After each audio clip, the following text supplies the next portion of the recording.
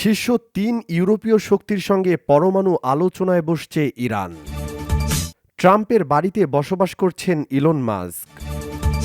২০২৫ সালে রওনা দেওয়া বিমানটি গন্তব্যে পৌঁছায় ২০২৪ সালে। যে কৌশলে সিরিয়ার সেনাবাহিনীর নিয়ন্ত্রণ নিচ্ছে তুরস্ক। দক্ষিণ কোরিয়ার কোথাও হয়নি নববর্ষের উদযাপন। শুনছিলেন সংবাদ শিরোনাম। শুরু করছি এবার বিস্তারিত। শীর্ষ ৩ ইউরোপীয় শক্তির সঙ্গে পরমাণু আলোচনায় বসছে ইরান।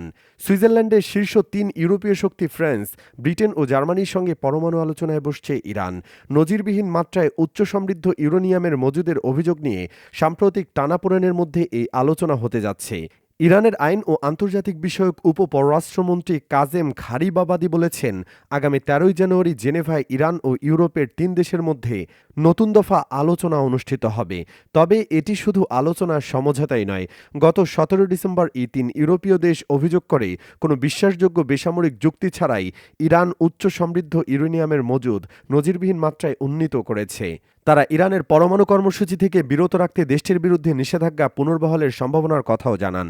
আন্তর্জাতিক আণবিক শক্তি সংস্থা আইইএ পরমাণু পর্যবেক্ষণ সংস্থা জানিয়েছে, ইরান সাম্প্রতিক বছরগুলোতে সমৃদ্ধ ইউরেনিয়ামের উৎপাদন এমনভাবে বাড়িয়েছে যে একমাত্র অপারমাণবিক অস্ত্রধারী দেশ হিসেবে তাদের কাছে ৬০% সমৃদ্ধ ইউরেনিয়াম রয়েছে।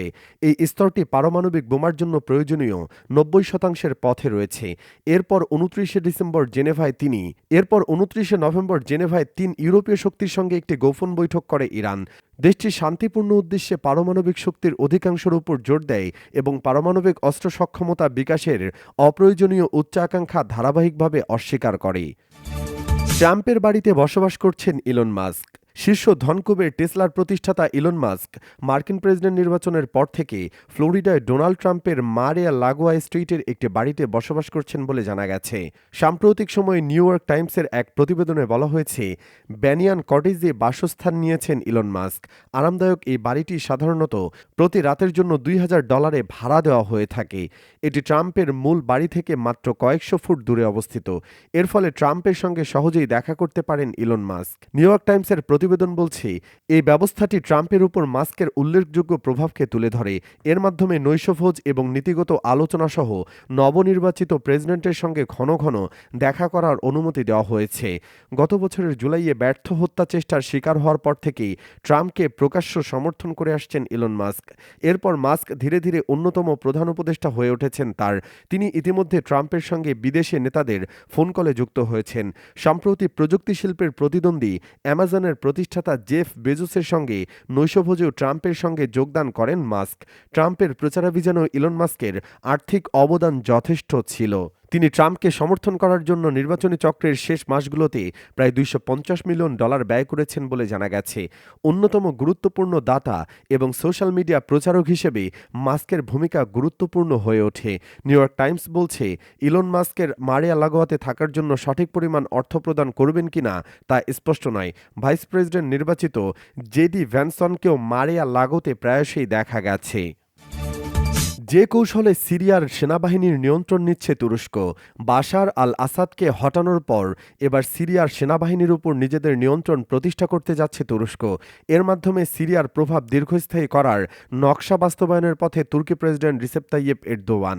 জানা যায়, হায়াত তাহরির আল শাম তথা এইচটিএইচের ক্ষমতা গ্রহণের পর সিরিয়ার সেনাবাহিনীতে বড় ধরনের পদোন্নতি হয়েছে, যাতে উচ্চপদস্থ সামরিক কর্মকর্তা হিসেবে নিয়োগ পেয়েছে বিদেশি যোদ্ধারা।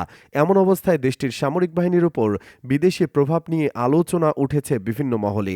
বিবিসির এক প্রতিবেদনে বলা হয়, সিরিয়ার পুনর্গঠনের অংশ হিসেবে দেশটির সামরিক বাহিনী পুনর্গঠন করছে হায়াত তাহরির আল শাম। এরই অংশ হিসেবে প্রায় অর্ধশত নতুন সামরিক কমান্ডারের নাম ঘোষণা করে দলটি। এর মধ্যে কমপক্ষে ৬ জন বিদেশি রয়েছেন, যারা কর্নেল থেকে ব্রিগেডিয়ার পদমর্যাদায় নিয়োগ পেয়েছেন। আল সারা স্বাক্ষরিত নির্দেশনায় বলা হয়, সম্প্রতি নিয়োগ পাওয়া ২ জনকে মেজর জেনারেল পদে, ৫ জনকে ব্রিগেডিয়ার জেনারেল পদে এবং ৪২ জনকে কর্নেল পদে উন্নীত করা হয়েছে।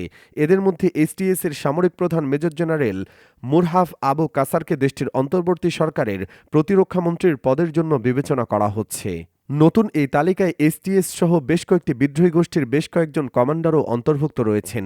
এছাড়া সিরিয়ার গৃহযুদ্ধের প্রাথমিক পর্যায়ে যেসব সামরিক কর্মকর্তা সেনাবাহিনী ত্যাগ করে বিদ্রোহীদের সঙ্গে যোগ দিয়েছিলেন তাদের অনেকেই পদোন্নতি পেয়েছেন। নিয়োগপ্রাপ্ত এসব বিদেশি সামরিক কর্মকর্তাদের মধ্যে তুরস্ক, জর্ডান ও চাইনিজ উইঘুর সম্প্রদায়ের নাগরিক রয়েছেন বলে জানায় অভ্যন্তরীণ বিভিন্ন সূত্র। বিদেশি নাগরিকদের সেনাবাহিনীর উচ্চপদে নিয়োগ দেওয়াকে কেন্দ্র করে এরই মধ্যে দেশটির ভিতরে এবং প্রবাসী সিরীয়দের মধ্যে নানা আশঙ্কা দানা বেঁধেছে।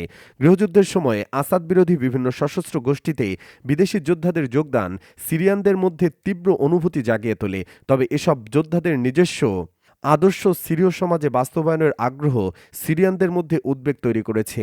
বিভিন্ন জনগোষ্ঠীর প্রতিনিধিরা বলছেন, আসাদ পরবর্তী সিরিয়ায় তারা কট্টরপন্থী কোনো শাসন চান না। মনে করা হচ্ছে সিরিয়ায় গৃহযুদ্ধের গুরুত্বপূর্ণ ভূমিকা পালন করার জন্য এসব বিদেশি যোদ্ধাদের উচ্চপদে নিয়োগ দিতে পুরস্কৃত করা হয়েছে। এমনকি দেশটিতে থাকা বিদেশি যোদ্ধা ও তাদের পরিবারকে সিরিয়ার নাগরিকত্ব দেওয়া হতে পারে। বিশ্লেষকদের আশঙ্কা, বিদেশি যোদ্ধাদের প্রতি এমন দৃষ্টিভঙ্গি সিরিয়ার নতুন রাজনৈতিক ও সামাজিক কাঠামোর সফল রূপান্তরকে জটিল করে তুলতে পারে। দক্ষিণ কোরিয়ার কোথাও হয়নি নববর্ষের উদযাপন। দক্ষিণ কোরিয়ার কোথাও হয়নি এবার খ্রিস্টীয় নতুন বছরের উদযাপন। বিমান বিধ্বস্তের ঘটনায় ১৭৯ জনের মৃত্যুতে শোকে স্তব্ধ হয়ে পড়েছে গোটা দেশ।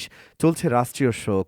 নতুন বছরের কাউন্টডাউন, ড্রোন শো, আতশবাজি প্রদর্শন সহ সব ধরনের আয়োজন বাতিল করেছে দেশটির সরকার। প্রতি বছরই নতুন বছরের প্রথম প্রহরে আলোর খেলা চলে দক্ষিণ কোরিয়ায়। বর্ণিল আতশবাজি, লেজার লাইটের আলোকছটায় ছেয়ে যায় দেশটির আকাশ। তবে এবারের চিত্রটা ভিন্ন। শোকাবহে শুরু হবে নতুন বছর, এমনটা ভাবতেও পারেনি কোরীয়বাসী। যেখানে চলার কথা আতশবাজির শব্দে আনন্দ আর বন্ধুদের সঙ্গে আড্ডা, সেখানে চলছে হৃদয় বিদারক বিমান দুর্ঘটনায় রাষ্ট্রীয় শোক। প্রাণঘাতী জেজু বিমান দুর্ঘটনার পর দক্ষিণ কোরিয়া জুড়ে নববর্ষের অনুষ্ঠান বাতিল করেছে দেশটির প্রশাসন।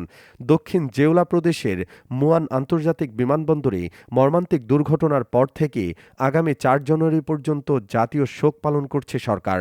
বাতিল করা হয়েছে রাত ১২টায় সিউলের red road countdown event ২০২৫, sky park sunrise festival, সিওডমুন শহরে সিনচন কাউন্টডাউন কনসার্ট ও আনসানে উইশ সানরাইজ ইভেন্ট। দেশটির বিভিন্ন স্থানের বেশ কয়েকটি সূর্যোদয়কে ঘিরে নানা আয়োজনও বাতিল করা হয়েছে। গত রোববার দক্ষিণ কোরিয়ায় অবতরণের সময় বিমান বিধ্বস্ত হয়ে প্রাণ হারান ১৭৯ জন। দুর্ঘটনার অন্যতম কারণ হিসেবে ল্যান্ডিং গিয়ারের ত্রুটি চিহ্নিত করা হয়েছে। ২০২৫ সালে রওনা দেওয়া বিমানটি গন্তব্যে পৌঁছায় ২০২৪ সালে। ক্যাথে প্যাসিফিকের একটি বিমান হংকং থেকে ২০২৫ সালের ১ জানুয়ারির রাত ১২টা ৩৮ মিনিটে যাত্রা শুরু করে। নির্ধারিত সময় সেটি যখন যুক্তরাষ্ট্রের লস অ্যাঞ্জেলসে পৌঁছায় তখনও সেখানকার ঘড়ির কাঁটায় বাজে ৩১ ডিসেম্বর রাত ৮টা ৫৫ মিনিট। অর্থাৎ ২০২৫ সালে রওনা দেওয়া বিমানটি পৌঁছায় ২০২৪ সালে। flightradar24.com এর তথ্য বলছে, সময়ের তারতম্যের কারণে নববর্ষ শুরু হওয়া দেশ থেকে রওনা করা কোনো ফ্লাইট সেটি যুক্তরাষ্ট্রসহ সমগোত্রীয় দেশে পৌঁছায় ২০২৪ সালে। যেমন নববর্ষের প্রথম প্রহরে হংকং থেকে রওনা দেওয়া একটি বিমান যুক্তরাষ্ট্রের লস অ্যাঞ্জেলসে পৌঁছায় পুরনো বছর ২০২৪ সালেই। বাংলাদেশ সহ বিশ্বের বহু দেশের নববর্ষের যাত্রা শুরু হয়েছে, কিন্তু এখনও অনেক পশ্চিম অঞ্চলে ২০২৪ সালের ৩১ ডিসেম্বর রাত। সিএনএনের এক প্রতিবেদন বলছে, বিশ্বের ৩৯টি ভিন্ন সময় অঞ্চল জুড়ে নতুন বছরকে স্বাগত জানাতে ২৬ ঘন্টা সময় লাগে।